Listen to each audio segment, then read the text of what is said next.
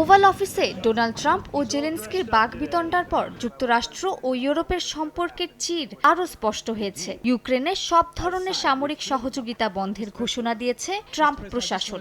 অন্যদিকে ইউরোপের বেশিরভাগ দেশ ইউক্রেনকে সমর্থন অব্যাহত রাখার প্রতিশ্রুতি দিয়েছে।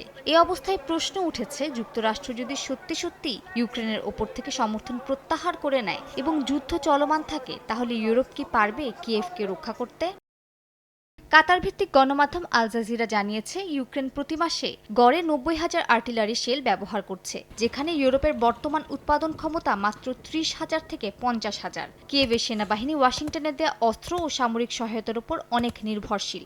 এখন পর্যন্ত যুক্তরাষ্ট্র ইউক্রেনের 31টি M1 আব্রামস ট্যাঙ্ক, 200টি ব্র্যাডলি ফাইটিং ভেহিকল, 2000টিরও বেশি স্টিঙ্গার মিসাইল এবং 10,000-এর মতো জ্যাভলিন অ্যান্টি ট্যাঙ্ক মিসাইল পাঠিয়েছে। অন্যদিকে ফ্রান্স 300টি স্ক্যাল্প ক্রুজ মিসাইল, যুক্তরাজ্য 14টি চ্যালেঞ্জার 2 ট্যাঙ্ক এবং সুইডেন 50টি CV-90 ইনফ্যান্ট্রি ফাইটিং ভেহিকল পাঠিয়েছে। আল জাজিরাকে বিশ্লেষকরা জানান, ইউরোপীয় দেশগুলো ইউক্রেনকে যে অর্থ, অস্ত্র এবং প্রশিক্ষণ দিচ্ছে তা যুক্তরাষ্ট্রের তুলনায় অনেক কম।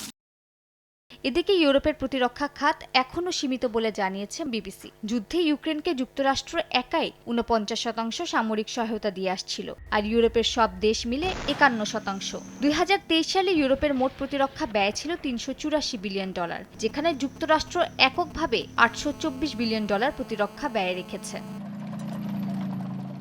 ইউরোপের অস্ত্র উৎপাদন ধীরগতির, যা ইউক্রেনের যুদ্ধক্ষেত্রে প্রয়োজনীয় সরবরাহ অব্যাহত রাখার ক্ষেত্রে চ্যালেঞ্জ সৃষ্টি করতে পারে। যুক্তরাষ্ট্র ও ন্যাটো মিলে ইউক্রেনকে 300টির বেশি মাল্টিপল লঞ্চ রকেট সিস্টেম, 2000-এর বেশি সাঁজোয়া যান এবং 400টির বেশি হাউইটজার কামান দিয়েছে। কিন্তু ইউরোপ এককভাবে এই মাত্রার সহায়তা ধরে রাখতে পারবে কিনা তা নিয়ে সংশয় রয়েছে বলে জানিয়েছে বিবিসি।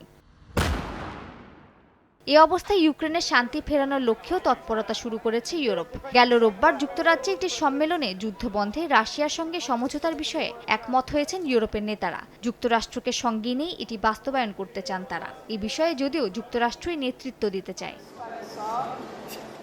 মালিহা সুহরাওয়ার্দী, সময় সংবাদ।